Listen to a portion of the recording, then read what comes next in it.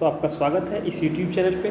तो हम लोग इस वीडियो में देखेंगे आज वो झारखंड बोर्ड के द्वारा रिलीज़ किया गया मॉडल सेट जो क्लास 12th के लिए है, जो इकोनॉमिक्स, ठीक है, अर्थशास्त्र का सेट 1 हम लोग देखेंगे इसमें, ठीक है। सेट 1 अर्थशास्त्र आपका सब्जेक्ट है और क्लास 12th के लिए। तो चलिए हम लोग स्टार्ट करते हैं, सॉल्यूशन देखते हैं, ठीक है। फर्स्ट क्वेश्चन हम लोग देखते हैं। देखिए इसमें कुल मिला के 40 प्रश्न आप पहले भी जान चुके हैं। तो फर्स्ट क्वेश्चन हम लोग देखते हैं, क्या है कि दो वस्तुओं x तथा y के लिए उत्पादन संभावनाएं इस प्रकार दी गई है। दो वस्तु है, उसकी उत्पादन संभावना इस प्रकार से दिया गया है, ठीक है। जैसे कि आप इस ग्राफ को आप देख पा रहे होंगे, इस लाइन को, ठीक है। तो अब कहता है कि तो आगे क्या है कि कहता है कि तो उत्पादन संभावना वक्र का आकार कैसा होगा, तो किस तरह का आकार होगा, ठीक है। तो चलिए जब चारों ऑप्शन हम लोग देखेंगे तो इसका आकार क्या होगा कि देखिए यहाँ पे ध्यान दीजिएगा, ये जो है इसमें देखिए बढ़ रहा है, 0 1 2 3 इस तरह से बढ़ता जा रहा है, और इसमें देखिए घटता जा रहा है 10 8 6 4 3 2 0, इसमें घटता जा रहा है, इसमें बढ़ता जा रहा है। तो क्या हो जाएगा कि ऋणात्मक ढाल तथा एक सरल रेखा, ऑप्शन नंबर सी आपका सही हो जाएगा, ठीक है। चलिए क्वेश्चन 2 देखते हैं। 2 क्वेश्चन देखने से पहले अगर आप चैनल पे न्यू हैं तो चैनल को सब्सक्राइब कर लीजिए और साथ में बेल आइकन को दबा दीजिए, ठीक है, ताकि वीडियो का नोटिफिकेशन आपको मिल सके। आपको इस चैनल के ऊपर क्लास 12th आर्ट्स का सभी सॉल्यूशन, आप सभी सब्जेक्ट का सॉल्यूशन हम एक एक करके अपलोड करेंगे, ठीक है। तो क्या करें कि आप चैनल को सब्सक्राइब कर लीजिए, और आपका जो सॉल्यूशन खत्म हो जाएगा तो आपका टेस्ट लिया जाएगा, इसी के ऊपर टेस्ट होगा, ठीक है। और टेस्ट आपको देना है, आप टेस्ट से आपको पता चलेगा कि आप कितना आपकी तैयारी क्या है नहीं है, ठीक है। तो सबसे पहले सॉल्यूशन खत्म करेंगे सेट का, उसके बाद फिर टेस्ट चालू कर देंगे। तो आप चैनल को सब्सक्राइब करके इसके साथ आप जुड़ जाइए, और थोड़ा सा आपसे रिक्वेस्ट है कि आप इस वीडियो को दोस्तों के पास जरूर शेयर कर दीजिएगा, ठीक है। तो चलिए हम लोग देखते हैं क्वेश्चन नंबर 2 देखते हैं। पहले एक देखें, निम्नलिखित में से कौन अर्थव्यवस्था का एक केंद्रीय समस्या है। तो केंद्रीय समस्या कौन सा है, तो 4 ऑप्शन दिया हुआ है इसमें से एक केंद्रीय समस्या है, किसके लिए उत्पादन हो, ये केंद्रीय समस्या है, ठीक है। चलिए देखिए यहाँ पे क्वेश्चन नंबर 3 कहता है कि अर्थशास्त्र में शब्द व्यष्टि और समष्टि का प्रयोग सर्वप्रथम किस अर्थशास्त्री ने किया था। तो इसका प्रयोग सबसे पहले जो इसका शब्द का प्रयोग किया था वो था रेगनर फ्रीज, ठीक है। ऑप्शन नंबर बी आपका सही हो जाएगा। चलिए क्वेश्चन नंबर आप देखिए 4 क्या है कि एक किसान खेत की जुताई के लिए ट्रैक्टर और हल बैल के बीच किसी एक तकनीकी का चयन करता है, उसका यह चयन अर्थव्यवस्था की किस केंद्रीय समस्या से मेल खाता है। तो 4 ऑप्शन दिया हुआ है, ठीक है। 4 ऑप्शन में से आपका कौन सा सही हो जाएगा, तो आपका ऑप्शन हो जाएगा ऑप्शन नंबर डी, ठीक है। कितनी मात्रा में उत्पादन हो, ये आपका सही हो जाएगा, ठीक है। चलिए क्वेश्चन नंबर हम लोग 5 की ओर बढ़ते हैं। क्वेश्चन 5 जैसे कि आप देख पा रहे होंगे स्क्रीन पे, तो क्या कहता है कि किस अर्थशास्त्री के अनुसार उपयोगिता को मुद्रा में मापा जा सकता है। तो 4 ऑप्शन दिया हुआ है यहाँ पे, ठीक है। तो आपको बताना है तो इसका सही आंसर क्या होगा। तो इसका सही आंसर हो जाएगा अल्फ्रेड मार्शल जो थे उसने ये बात कही थी, ठीक है। चलिए क्वेश्चन नंबर 6 को ध्यान से समझिए कि एक व्यक्ति 4 गोलगप्पे का उपयोग करता है, उसे प्रत्येक व्यक्ति इकाई से क्रमशः 15 यूटिल्स, 12 यूटिल्स, 10 यूटिल्स तथा 4 यूटिल्स उपयोग मिलता है। तो 4 गोलगप्पे के उपभोग से कुल यूटिल कितना प्राप्त होगा, तो बताना है, ठीक है। तो चलिए आप बताइए इसको धड़धड़ा के जोड़ के। तो इसका सही आंसर जो हो जाएगा आपका हो जाएगा 45, ठीक है। कितना हो जाएगा, ऑप्शन नंबर सी 45 हो जाएगा। चलिए देखिए क्वेश्चन नंबर 7 में क्या है कि दो वस्तुओं रसगुल्ला और गुलाब जामुन के बीच बजट रेखा ये भी को निम्न रेखा चित्र से दर्शाया गया। ये चित्र आप देख पा रहे हैं, इसमें रसगुल्ला और गुलाब जामुन का रेखा चित्र आप देख पा रहे होंगे, ठीक है। तो इसमें क्या कहता है, तो इन दोनों वस्तुओं की कीमतें क्रमशः PR और PG है। तो बजट रेखा की ढाल होगी क्या होगी, तो ऑप्शन नंबर ये PR/PG, ठीक है। चलिए क्वेश्चन नंबर 8 हम लोग देखते हैं। 8 में क्या है कि निम्नलिखित में से कौन सी वस्तु की मांग को प्रभावित करने वाला कारक नहीं है, इसको समझिएगा, नहीं है तो कौन सा कारक है, तो ऑप्शन नंबर डी आपका सही हो जाएगा, साधनों की कीमतें। यदि वस्तु X की कीमत कम होने से वस्तु Y की कीमत कम हो जाती है, तो इन दो वस्तुओं को क्या कहते हैं, इन दो वस्तुओं को क्या कहते हैं वो आपको बताना है, ठीक है। तो इन दो वस्तुओं को क्या कहा जाता है, तो प्रतियोगी वस्तुएं, जो आपका ऑप्शन नंबर ये सही हो जाएगा, ठीक है। चलिए आप देखिए क्वेश्चन नंबर 10 क्या कहता है कि यदि किसी वस्तु का कीमत में 5% की कमी होने से उसकी मांग मात्रा में 8% की वृद्धि होती है, तो मांग की कीमत रोज का मान क्या होगा। तो मांग की कीमत रोज का मान जो होगा वो हो जाएगा आपका 1.6, ठीक है। चलिए क्वेश्चन नंबर 11 देखिए कि निम्नलिखित में से किस वस्तु की मांग लोचदार होगी। तो किस वस्तु की मांग लोचदार होगी, तो यहाँ पे देखिए जीवन रक्षक दवाएं, नमक, माचिस और रेफ्रिजरेटर जो है ये आपका सही आंसर हो जाएगा, ठीक है, ऑप्शन नंबर डी। चलिए निम्न में से रेखा चित्र में मांग रेखा ए बी के बिंदु जी पर मांग की लोच क्या होगी। तो जी पर मांग की जो लोच होगी वो हो जाएगा आपका 1 से अधिक, ठीक है, 1 से अधिक होगा, ऑप्शन नंबर डी हो जाएगा, ठीक है। तो चलिए आगे हम लोग देखिए क्वेश्चन नंबर 3 कि किस प्रकार की वस्तु की कीमत बढ़ने से उपभोक्ता उस वस्तु की अधिक मात्रा खरीदना चाहेगा। तो यहाँ पे ऑप्शन दिया हुआ है इसमें से गिफिन वस्तुएं, ठीक है। ये जब भी हम चैप्टर वाइज क्वेश्चन करवा रहे थे उसमें भी ये क्वेश्चन हम दिए थे, ठीक है। तो आप अगर ये देखने के बाद जब आपका सेट खत्म हो जाए तो आप क्या करें कि जो चैप्टर वाइज हम क्वेश्चन अपलोड किए हैं MCQ क्वेश्चन, उसको आप जरूर देखिएगा, उससे आपको फायदा मिलने वाला है आगे। यदि एक उपभोक्ता एक वस्तु पर अपनी आय का एक बड़ा हिस्सा खर्च करता है तो उस वस्तु की मांग क्या होगी। तो उस वस्तु की मांग क्या होगी वो बताना है, ठीक है। तो उस वस्तु की मांग क्या होगी, बेलोचदार होगी, ऑप्शन नंबर ये सही हो जाएगा, ठीक है। चलिए 15 नंबर क्वेश्चन आप देखिए। 15 नंबर कहता है कि औसत स्थिर लागत वक्र का आकार होता है, तो किस आकार का होता है, तो आयताकार, ठीक है। देखिए आयताकार पर परवलयीय, ऑप्शन नंबर सी आपका सही हो जाएगा।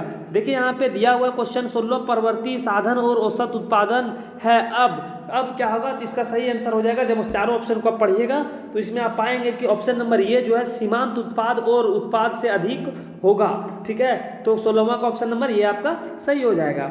चलिए 17वां क्वेश्चन को आप ध्यान से देखिएगा, उसके बाद आपको समझाया जाएगा। देखिए कुल उत्पादन अधिकतम होता है जब सीमांत उत्पादन का मांग होता है, क्या होता है, ऑप्शन दिया हुआ 0, ऋणात्मक, धनात्मक, अधिकतम, तो 0 होता है, ठीक है। ऑप्शन क्या हो जाएगा, 0 होता है। तो ठीक है, आप इस प्रकार का चित्र आपका ये बनेगा जो चित्र आगे दर्शा दिया गया है, इसको देख के आप अच्छे तरीके से समझ भी सकते हैं। आगे दिया हुआ यदि कुल उत्पादन टीपी तथा परिवर्ती साधन की मात्रा क्यू है तो औसत उत्पादन का सूत्र होगा। तो औसत उत्पादन का सूत्र क्या होगा, 4 ऑप्शन दिया हुआ, इस 4 ऑप्शन में से आपका सही आंसर हो जाएगा ऑप्शन नंबर ये TP/Q, ठीक है। चलिए आगे देखिए क्वेश्चन नंबर 19 को जब आप देखेंगे तो आपको समझ में आएगा कि यदि कुल उत्पाद टीपी तथा परवर्ती साधन की मात्रा क्यू है तो सीमांत उत्पाद का सूत्र क्या होगा। इसमें भी आप सूत्र पूछा जा रहा है, तो इसमें सूत्र क्या होगा, डेल्टा TP/डेल्टा Q, ऑप्शन नंबर बी आपका सही हो जाएगा, ठीक है। 20वां है कि जब औसत लागत सीमांत लागत से कम होती है तब औसत लागत क्या होगा, तो क्या होगा, बढ़ती है, ठीक है, ऑप्शन नंबर ये आपका सही हो जाएगा। चलिए आगे देखिए, परिवर्तनशील अनुपातों का नियम उत्पादन के कितने स्तर की व्याख्या करता है, तो 3 स्तर की व्याख्या करता है, ऑप्शन नंबर सी आपका सही हो जाएगा, ठीक है। चलिए देखिए क्वेश्चन नंबर 22 की क्या कहता है, अल्पकालीन औसत लागत का वक्र का आकार होता है। तो अल्पकालीन लागत औसत का वक्र जो होगा वो उल्टा U आकार का होगा, ठीक है, ऑप्शन नंबर ये आपका सही हो जाएगा। 23वां नंबर क्वेश्चन देखिए, निम्नलिखित में से कौन स्थिर लागत का एक उदाहरण है। तो स्थिर लागत का कौन एक उदाहरण है, तो यहाँ पे देखिए ध्यान से कि अस्थायी कर्मचारी का वेतन, ठीक है, ऑप्शन नंबर ये आपका सही हो जाएगा। आगे देखिए 24 नंबर की औसत लागत और सीमांत लागत आपस में बराबर होते हैं जब औसत लागत क्या होता है, तो औसत लागत न्यूनतम होती है, ऑप्शन नंबर डी आपका सही हो जाएगा, ठीक है। चलिए क्वेश्चन नंबर अब हम लोग 25 देखते हैं। 25 में क्या है, कह रहा है कि किसी वस्तु की प्रति इकाई बिक्री से एक उत्पादक को प्राप्त राशि क्या कहलाती है। तो क्या कहलाती है, तो इसका कुल आगम कहलाता है, ठीक है, ऑप्शन नंबर ये जो है आपका सही हो जाएगा, ठीक है। चलिए 26 नंबर को आप देखिए कि कुल लागत TC और कुल स्थिर लागत TFC और कुल परिवर्तनशील लागत TVC से के संबंध में कौन सा कथन सत्य है। जो यहाँ पे बात लिखा गया कौन सा बात सत्य है, तो TFC बराबर TC + TVC, ऑप्शन नंबर ये आपका सही हो जाएगा, ठीक है। चलिए आगे देखेंगे हम लोग क्वेश्चन नंबर 27। 27 में क्या कहता है कि जब किसी वस्तु की मांग में वृद्धि होती है लेकिन पूर्ति में कोई परिवर्तन नहीं होता है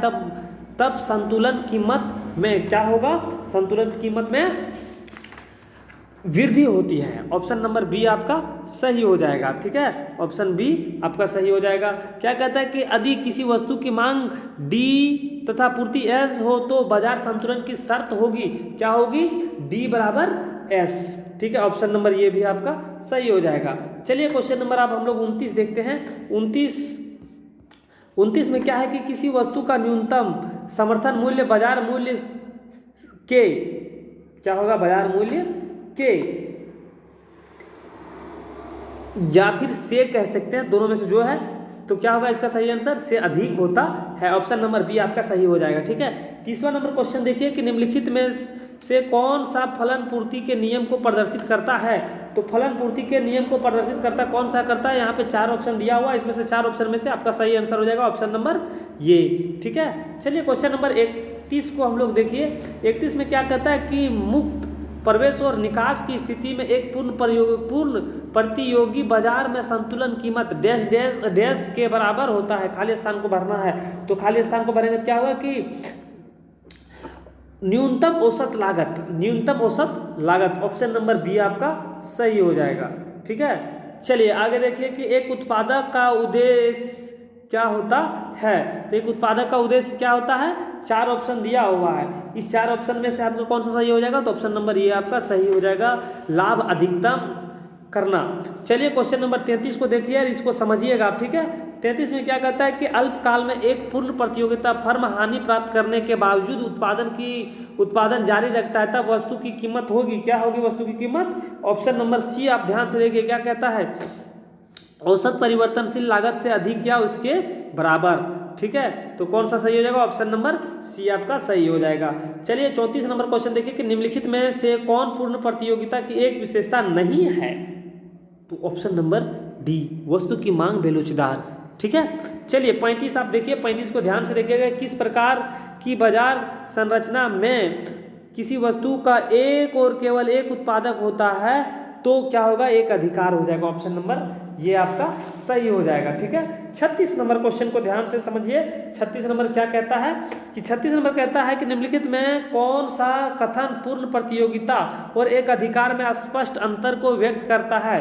तो जब आप सभी को पढ़ेंगे तो ऑप्शन नंबर बी देखिए, पढ़िए सबसे पहले। क्या है कि एक अधिकारी पूर्ण प्रतियोगिता फर्म की तुलना में अधिक कीमत तय करता है और कम मात्रा की बिक्री करता है। तो ऑप्शन नंबर बी आपका सही हो जाएगा। ठीक है, 36 का ऑप्शन नंबर बी होगा।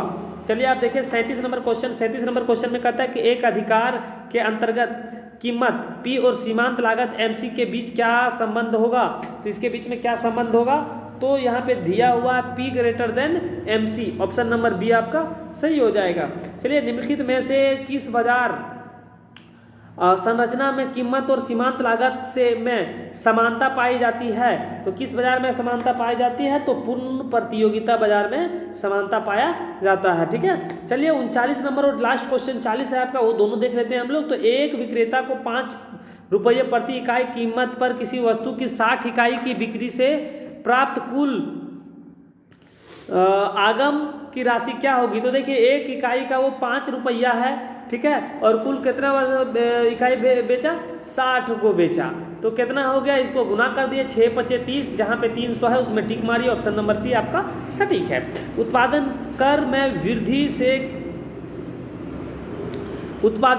वृद्धि से किसी वस्तु की पूर्ति डेस्क, मतलब कि यहाँ पे 4 ऑप्शन दिया हुआ, 4 ऑप्शन में क्या होगा, में कमी होगी। ठीक है, में कमी होगी। ऑप्शन नंबर सी आपका सही हो जाएगा। ठीक, तो चलिए हम लोग इस वीडियो में क्या कि सभी क्वेश्चन का सॉल्यूशन देख लिए हैं, जितना भी इस सेट में था सभी सॉल्यूशन देख लिए। अगले वीडियो में हम सेट नंबर 2 लेकर आप लोगों से मिलते हैं। ठीक है, उससे पहले अगर आप चैनल पे न्यू हैं तो चैनल को सब्सक्राइब कर लीजिए और साथ में बेल आइकन को दबाइए। और एक आपसे रिक्वेस्ट भी है कि आप अपने दोस्तों के पास इस वीडियो को जरूर शेयर कर दीजिए। ठीक है, चलिए अब वीडियो को करते हैं अब समाप्त। जय हिंद।